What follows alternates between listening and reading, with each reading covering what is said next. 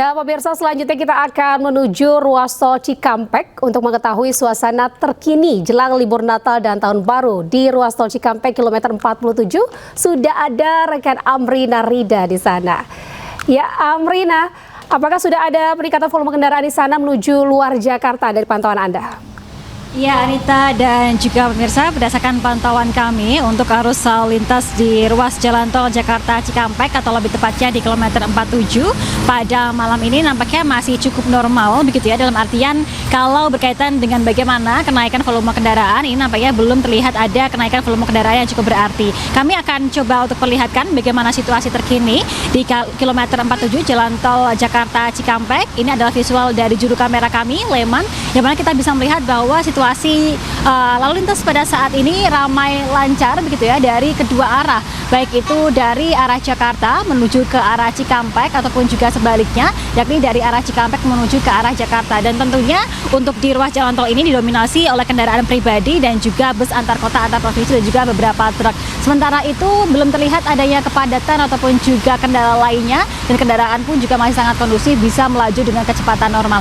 Dan juga Anita, sebagai informasi bahwa pada hari ini sebenarnya dari pihak Korlantas Polri sudah menjadwalkan akan diberlakukan adanya rekayasa lalu lintas kontraflow mulai dari kilometer 47 ke kilometer 70 yang bersifat situasional. Namun dikarenakan untuk volume kendaraan yang melintas di ruas jalan tol Jakarta Cikampek dari kilometer 47 ke kilometer 70 ini nampaknya memang masih sangat kondusif dan juga belum terlihat padat, maka untuk sore hari ini hingga hari ini pada pukul setengah 7 begitu ya, belum terlihat adanya pemberlakuan rekayasa lalu lintas kontraflow. Dan memang untuk rekayasa lalu lintas kontraflow yang bersifat situasional ini di libur Natal dan juga Tahun Baru nanti akan diberlakukan hingga pada tanggal 28 Desember 2025.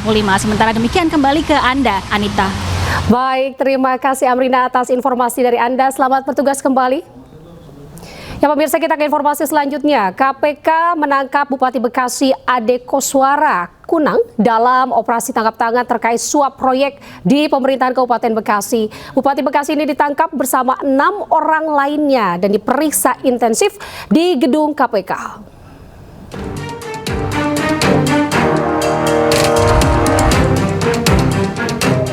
KPK menyegel ruang kerja Bupati Bekasi, Ade Koswara Kunang, di Komplek Pemerintahan Kabupaten Bekasi.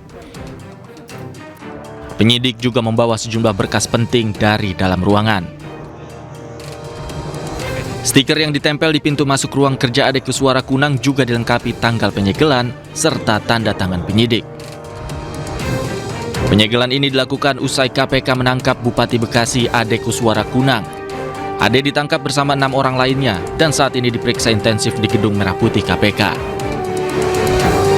Untuk di wilayah Bekasi, tim kemarin mengamankan 10 orang, yang kemudian 7 diantaranya dibawa ke Gedung Merah Putih KPK untuk dilakukan pemeriksaan secara intensif. Dari 7 orang yang diamankan dan dibawa ke Gedung Merah Putih KPK, 1 diantaranya adalah penyelenggara negara, yaitu Bupati Bekasi. Dan 6 diantaranya selaku pihak swasta. Selain mengamankan para pihak, KPK juga mengamankan sejumlah barang bukti, termasuk uang tunai senilai ratusan juta rupiah dalam operasi tangkap tangan Bupati Bekasi Ade Koswara Kunang. Tim Liputan iNews melaporkan. KPK melakukan operasi tangkap tangan secara beruntun di Tangerang, Bekasi, dan Kalimantan Selatan. Dalam ketiga OTT tersebut turut terjaring sejumlah oknum jaksa. Bang, sampein dulu bang buat masyarakat. Dalam 24 jam, KPK melakukan operasi tangkap tangan di berbagai daerah, mulai dari Tangerang, Bekasi, hingga Kalimantan Selatan. KPK menangkap seorang oknum jaksa, 2 pengacara, serta 6 pihak swasta dalam operasi tangkap tangan di Tangerang, Banten terkait kasus pemerasan warga negara Korea Selatan. KPK pun menyerahkan 2 orang, salah satunya oknum jaksa, beserta barang bukti hasil OTT di Tangerang, Banten kepada Kejaksaan Agung. Terkait operasi tangkap tangan di Bekasi, KPK menangkap 10 orang termasuk Bupati Bekasi. KPK pun menyegel rumah Kepala Kejaksaan Negeri Kabupaten Bekasi, Edi Subarman, di Cikarang. Penyegelan diduga masih terkait dengan OTT Bupati Bekasi. Kepala Kejaksaan Negeri Hulu Sungai Utara berinisial APN dan kasih intelnya berinisial AB terjaring operasi tangkap tangan Komisi Pemberantasan Korupsi di daerah Kalimantan Selatan pada Kamis 18 Desember. Keduanya kemudian diterbangkan dari Kalimantan Selatan ke Jakarta untuk diperiksa secara intensif di Gedung Merah Putih KPK. Ini masih terus bergulir dan kami tentunya butuh dukungan, butuh pengawalan teman-teman melalui kinerja-kinerja jurnalistik supaya setiap penegakan hukum dugaan tindak pidana korupsi juga bisa disampaikan secara transparan dan akuntabel. Kami tidak bisa memberikan apa-apa, yang bisa KPK berikan hanya upaya dan kinerja terbaik dalam upaya pemberantasan. KPK pun memiliki waktu 1 kali 24 jam untuk mengumumkan status para pihak yang terjaring operasi tangkap tangan.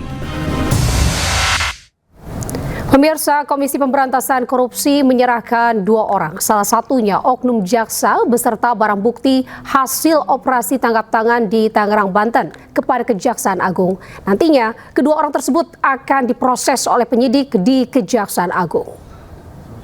Ini atas kerjasama dan sinergitas yang disampaikan Pak PLT Dirdik KPK tadi, menerima 2 terduga yang melakukan dugaan tindak pidana. Namun demikian kami masih perlu proses pendalaman. Yang saat ini pun kami sudah di Kejaksaan menerbitkan SPD terhadap informasi dugaan tersebut, sehingga dari kerjasama ini penyerahan terhadap 2 terduga ini besok kita akan tindak lanjuti di Kejaksaan Agung di Gedung Bundar. Pemirsa, penyidik Polda Metro Jaya telah mengumumkan hasil gelar perkara kasus dugaan ijazah palsu Presiden ke-7 Joko Widodo. Polisi juga menyarankan untuk mengajukan pra-peradilan kepada para tersangka yang tidak menerima hasil dengan keputusan tersebut.